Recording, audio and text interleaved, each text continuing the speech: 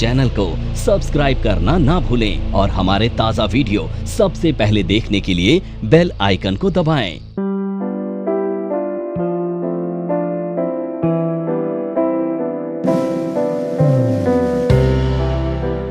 नमस्कार दोस्तों, हेल्थ वार्ता में आपका सबका स्वागत है।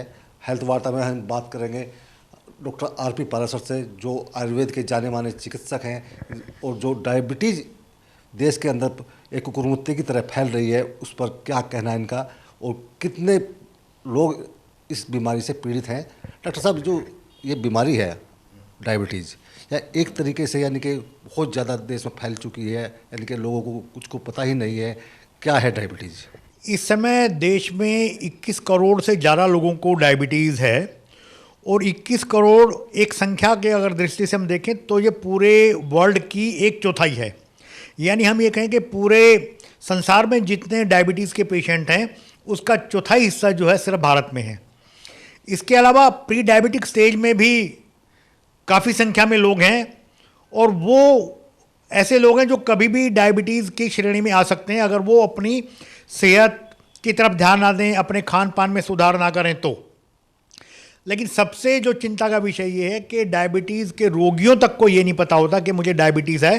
प्री डायबिटिक्स की तो बात ही छोड़ दें, इससे साल में कम से कम एक बार 18 साल के बाद हमें रेगुलर चेकअप कराना चाहिए ताकि हमें डायबिटीज़ होने का पता लग सके, क्योंकि एक बहुत गंभीर बीमारी है और इसके बाद जो कॉम्प्लिकेशन होती हैं वो पूरे शरीर में खराबी उत्पन्न करती हैं। तो हम सबसे पहले अवेयरनेस, जागरूकता की बात करेंगे कि डायबिटीज़ के लिए लोगों में जागरूकता हो, उनको लक्षणों के बारे में थोड़ा जानकारी हो ताकि समय रहते बीमारी का पता लग जाए। मतलब इसके क्या क्या लक्षण हैं जिससे कि जो डायबिटीज़ के मरीज़ हैं उनको पता चल सके कि मुझे डायबिटीज़ है, क्योंकि क्या उनसे सबसे पहले क्या करना चाहिए उनको?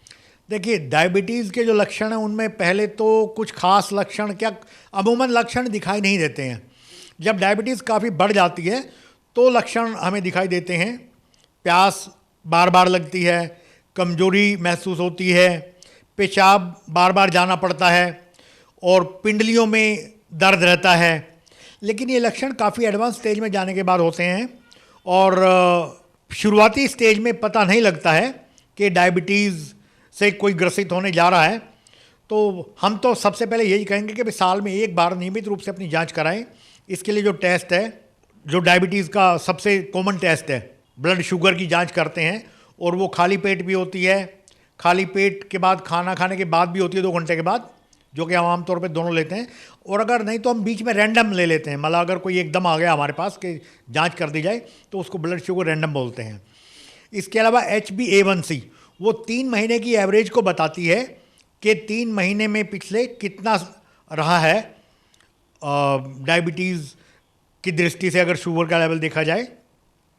इसके अलावा सी पेप्टाइड टेस्ट होता है, उसमें ये बताते हैं कि अगर पेप्टाइड की अगर मात्रा खून में कम है तो वो एक इंडिकेशन इस बात की, वो इशारा है कि आपको बॉडी में इंसुलिन की मात्रा कम है और आपको डायबिटीज़ होने जा रही है, ये डायबिटीज़ आपको हो चुकी है। डॉक्टर साहब, कितने तरह की डायबिटीज़ होती है? डायबिटीज़ मुख्यतः 2 तरह की होती है, टाइप 1 और टाइप 2। टाइप 1 जो है वो बचपन से ही होती है, जन्म से ही, और टाइप 2 बाद में जाकर उत्पन्न होती है।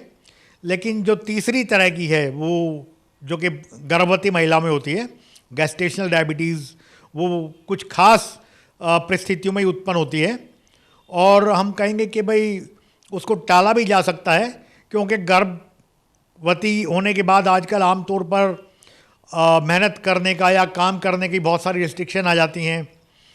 खाना तो चूँकि बराबर रहता ही है, लेकिन वो जो रिस्ट्रिक्शन लगा दी जाती हैं काम वाम करने पे, मेहनत करने पे, एक्सरसाइज करने पे, उसकी वजह से डायबिटीज़ हो, जिसके गैस्टेशनल डायबिटीज़ बोलते हैं। तो इस तरह से 3 तरह की हम डायबिटीज़ मुख्य रूप से कह सकते हैं। डायबिटीज़ में बचाव के लिए क्या करना चाहिए? बचाव के लिए सबसे पहले तो हमें ये देखना है कि हमारे माता पिता को तो डायबिटीज़ नहीं है, क्योंकि अगर हमें माता पिता को डायबिटीज़ है, दादा दादी को, नाना नानी को है, तो उसमें हमें डायबिटीज़ होने के चांसेस सबसे ज़्यादा रहते हैं। उसमें ऐसे लोगों को सावधानी लेने की ज़रूरत सबसे ज़्यादा होती है।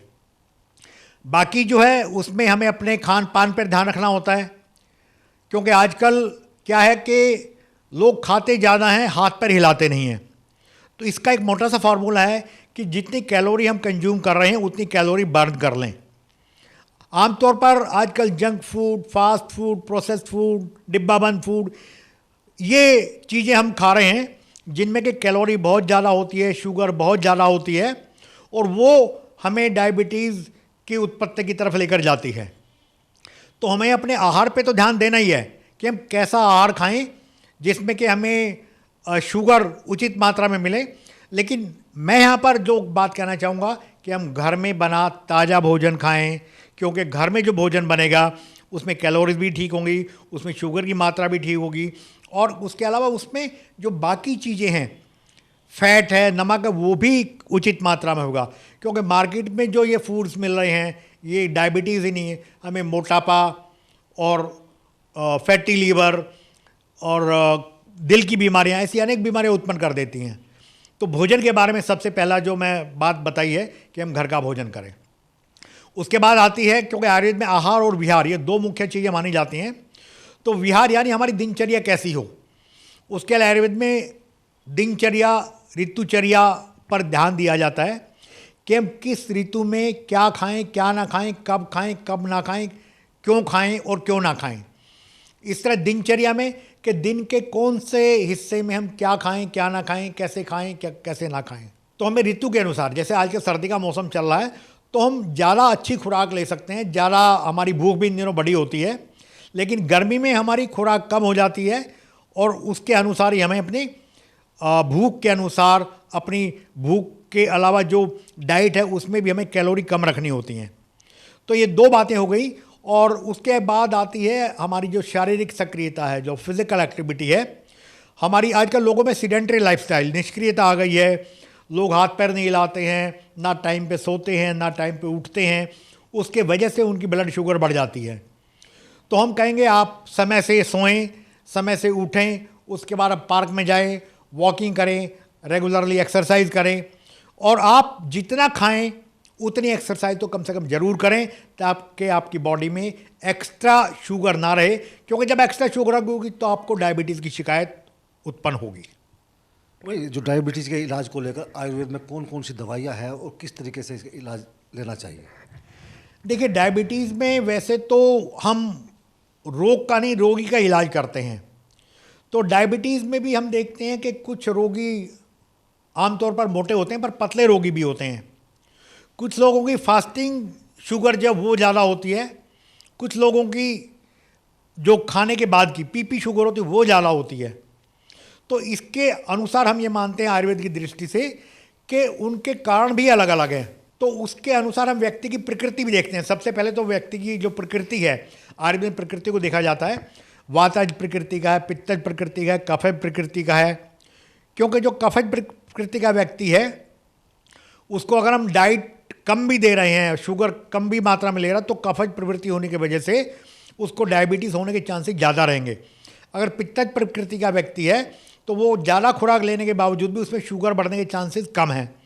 तो व्यक्ति की प्रकृति के अनुसार हमें लोगों को देखना है, उनको बताना है, समझाना है, जागरूकता पैदा करनी है उनमें कि अपनी प्रकृति के अनुसार भोजन करें। सबसे पहली बात तो उसमें शुगर की मात्रा कम से कम हो, और वो जो शुगर की मात्रा वो भी शुगर भी अच्छी क्वालिटी की हो। अच्छी क्वालिटी से यहाँ पर मतलब ये है कि अगर हम गुड़ ले रहे हैं या शक्कर ले रहे हैं, वो चीनी की बनस्पत कम नुकसान करता है। इसके अलावा अगर शुगर और गुड़ की भी हम आगे बात करें तो बिना केमिकल का गुड़ है, बिना केमिकल की शुगर है, अगर वो हम ले रहे हैं तो वो और भी कम नुकसान करता है। तो हमें अपने जो भोजन लेना है उसमें देखना है कि हम कौन सी तरह की शुगर ले रहे हैं, कितनी मात्रा में ले रहे हैं, वो सबसे इम्पॉर्टेंट है हमारे लिए। और उसके बाद आती है कॉम्प्लिकेशंस की बात, क्योंकि कॉम्प्लिकेशन शुगर की इतनी है, डायबिटीज़ की इतनी है कि वो सिर्फ डायबिटीज़ ही नहीं रह जाती है, वो हमारे सारे शरीर के लिए नुकसानदायक है। आँखों से अब अगर हम चलते हैं, सबसे आँखों की रोशनी हमारी ख़त्म हो सकती है अगर डायबिटीज़ हमारी अनकंट्रोल्ड है। वो हमारी आँखों की दृष्टि का, हमारा बिल्कुल अंधापन की तरफ आदमी जा सकता है। फिर हम बात करते हैं ब्रेन की, तो ब्रेन के सेल्स को डिस्ट्रॉय करती है जब शुगर बढ़ जाती है। उसके बाद वो लीवर को ख़राब करती है, लीवर फैटी हो जाता है, लीवर प्रॉपर्ली अपना काम नहीं कर पाता है, और जब लीवर फैटी हो जाएगा तो और 10 तरह की बीमारियाँ हो जाएंगी। फिर हम किडनीज़ पर आते हैं। किडनी की बीमारियाँ हमें शुरू हो जाती हैं, किडनी हमारी प्रॉपर्ली काम नहीं कर पाती है और हम डायलिसिस स्टेज में पहुंच जाते हैं, ट्रांसप्लांट की स्टेज में पहुंच जाते हैं। फिर हम स्किन पर आते हैं। जब हमारे शरीर में शुगर की मात्रा ज़्यादा होती है तो हमारी स्किन में डायबिटिक होने की वजह से बैक्टीरियल और फंगल इन्फेक्शन होने के चांसेस बढ़ जाते हैं। इसी तरह मतलब हमारा अगर हम देखें पाचन तंत्र की बात करें तो हमारे पाचन तंत्र में भी गड़बड़ी आ जाती है, हमारा भोजन ढंग से पच नहीं पाता है। यानी शरीर का कोई अंग, कोई ऐसा ऑर्गन, कोई ऐसा सिस्टम नहीं है कि जहाँ पर शुगर बढ़ी हुई अगर बढ़ जाती है तो नुकसान नहीं करती है। तो हमें इन सभी बातों पर ध्यान देना है और शुगर को समय से कंट्रोल करना ताकि वो कॉम्प्लिकेशन नहीं हो पाएँ, क्योंकि एक बार कॉम्प्लिकेशन शुरू हो जाती हैं तो फिर वो सारे शरीर को नष्ट करती चली जाती हैं और आदमी का जीना मुहाल हो जाता है। डायबिटीज़ में इंसुलिन हार्मोन का बहुत ज़्यादा भूमिका होती है, इसको लेकर आपका क्या कहना है और इंसुलिन हार्मोन कैसे कंट्रोल किया जाए, कैसे उसको मेंटेन रखा जाए? देखिए, इंसुलिन की बात जहाँ तक है, हमारे बॉडी में इंसुलिन नेचुरली जो है सीक्रेट होता है। अब वो नेचुरली सीक्रेशन हो रहा है या नहीं हो रहा है, पहली बात। दूसरी बात आती है कि जो नेचुरली सीक्रेशन हो रहा है बॉडी उसको कंज्यूम भी कर पा रही है कि नहीं हो पा रही। कई बार होता ये है कि हमारी बॉडी में इंसुलिन की मात्रा तो ठीक रहती है लेकिन हमारी बॉडी उसको कंज्यूम नहीं कर पाती है, उसको इंसुलिन रेजिस्टेंस बोलते हैं। होता क्या कि जब हमारे सेल्स में इंसुलिन जाती है तब वो कंज्यूम हो पाती है, शुगर को कंज्यूम कर पाती है वो। लेकिन काफ़ी मामलों में ये होता है कि हमारा लीवर फैटी हो गया है, हमारे सेल्स में फैट चला गया है, तो वो जो फैट की परत हर सेल के ऊपर आ गई है वो इंसुलिन को अपने अंदर जाने ही नहीं देने देती। यानी अगर हम साधारण भाषा में कहें कि बॉडी में पर्याप्त मात्रा में इंसुलिन बन रहा है, उसके बावजूद वो जो इंसुलिन है वो शरीर में अपना काम नहीं कर पा रही है। तो अल्टीमेटली इन सारी चीज़ों का जो हम निचोड़ पाते हैं कि इंसुलिन का अगर हम यूज़ करना चाहते हैं जो हमारे शरीर में सीक्रेट हो रहा है, उसके लिए हम फिज़िकल एक्टिविटी अपनी अच्छी रखें, अपनी डाइट पे कंट्रोल रखें, अपनी डाइट ऐसी लें कि जिससे शरीर में जितने हम खा रहे हैं शुगर वो कंज्यूम हो जाए। अदरवाइज़ इंसुलिन शरीर में होते हुए भी अपना काम नहीं कर पाएगी और फिर मजबूरी में हमें इंसुलिन बाहर से लेना पड़ता है। पूरी उम्र इंसुलिन के इंजेक्शन पर हमारी निर्भरता बढ़ जाती है। जो बात करें डायबिटीज़ के अंदर, ये 5 सब्जियों के नाम बताइए सर जो कंट्रोल कर सके और स्वस्थ रख सके। वैसे आयुर्वेद में 6 रस माने गए हैं, मधुर, अमल, लवण, तिक्त, कटु, कषाय। तो आम तौर पर हम क्या करते हैं, हम ये 3 रस तो खूब खाते हैं, मधुर, अमल, लवण। लेकिन जो तिक्त, कटु और कषाय हैं, तीखा, कड़वा और कसैला, ये हम नहीं लेते हैं, जिसके वजह से हमारी बॉडी में डायबिटीज़ के साथ ही अनेक बीमारियां उत्पन्न होती हैं। क्योंकि हमारा जो बॉडी का अंदर का खून का एक जो बनावट है वो उससे प्रभावित होती है।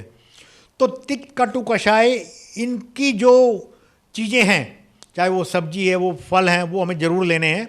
तो सबसे पहले मैं करेला का नाम लूँगा, वो कड़वा होता है। आंवला है, वो कषाय होता है। इसी तरह कमल ककड़ी है, इसी तरह पालक है, इसी तरह घिया, तोरी, टिंडा, ये सारी इस श्रेणी में आती हैं कि जिनसे हमारी इंसुलिन ठीक रहती है और हमारे शरीर में हमारे रक्त में शुगर की मात्रा नहीं बढ़ पाती है। तो क्या जो पेशेंट इनको लेंगे उनको शुगर लेवल नॉर्मल रह पाएगा? बिल्कुल रह पाएगा, लेकिन साथ में ये चूँकि बीमारी ऐसी है कि ये एक पूरे शरीर को प्रभावित करती है। तो खाली मतलब हमारे को अपने भोजन के ऊपर ही ध्यान नहीं देना, हमारे को अपनी दिनचर्या के ऊपर भी ध्यान देना है। हमें अपनी रेगुलर एक्सरसाइज, वॉकिंग, वो सब करना है। और सबसे इम्पोर्टेंट बात, आजकल 90% बीमारियां जो हैं वो हमारी मानसिक शांति ना होने की वजह से हमें हो रही हैं, उनमें डायबिटीज़ भी शामिल है। अगर हम मानसिक रूप से शांत नहीं हैं, हमें डिप्रेशन है, हमें टेंशन है, हम तनाव में, स्ट्रेस में जी रहे हैं, तो वो भी हमारे सभी जो सीक्रेशंस हमारी बॉडी में इंक्लूडिंग इंसुलिन उसको प्रभावित करता है। तो हमें मानसिक रूप से भी स्वस्थ रहना है, शांत रहना है। इसके लिए फिर ध्यान है, योग है, वो सारी चीज़ें हमें प्रैक्टिस करनी है। क्योंकि आज की तारीख में अगर हम बात करें तो कोई भी बीमारी तब तक ठीक नहीं होगी जब तक कि हम मानसिक रूप से शांत नहीं होंगे, मानसिक रूप से जब तक हम स्वस्थ नहीं होंगे। आयुर्वेद में बात की जाए तो इस डायबिटीज़ के इलाज के लिए कौन कौन सी दवाइयाँ हैं जो इसको क्योर कर सकती हैं? डायबिटीज़ के इलाज के लिए आयुर्वेद में बहुत सारी दवाइयाँ हैं। पुनर्दवा है, आंवला है, हमारे पास एक से एक ऐसी दवाइयाँ हैं जिनको हम कह सकते हैं कि वो तुरंत जो है असर करती हैं शरीर में। नीम है, गुड़मार है, इसी तरह की अनेक दवाइयाँ हैं जिनको व्यक्ति की प्रकृति और उसके बॉडी स्ट्रक्चर के अकॉर्डिंगली देते हैं। उसकी अग्नि कैसी है उसके अकॉर्डिंगली हम देते हैं। तो दवाओं की कमी आयुर्वेद में नहीं है, दवाएं एक से एक हैं। इसी तरह अगर हम भस्मों की बात करें तो त्रिभंग भस्म है, वंग भस्म है, वसंत कुसुमाकर रस है। दवाएं खूब हैं आयुर्वेद में, लेकिन हमें उनका जो चयन करना होता है वो व्यक्ति की प्रकृति और व्यक्ति की शारीरिक आवश्यकता को देखकर करना होता है। धन्यवाद डॉक्टर साहब। आप डॉक्टर साहब ने हमें जो आयुर्वेद की जो डायबिटीज़ को लेकर यानी कि तरह तरह की जो विधाएँ बताई हैं उनके लिए डॉक्टर साहब का बहुत बहुत धन्यवाद। और हम अपने दर्शकों को कहना चाहेंगे कि जो अगर डायबिटीज़ से बचना है तो आपको prevention is better than cure का फार्मूले पर चलना चाहिए, यानी कि बचाव ही इलाज है।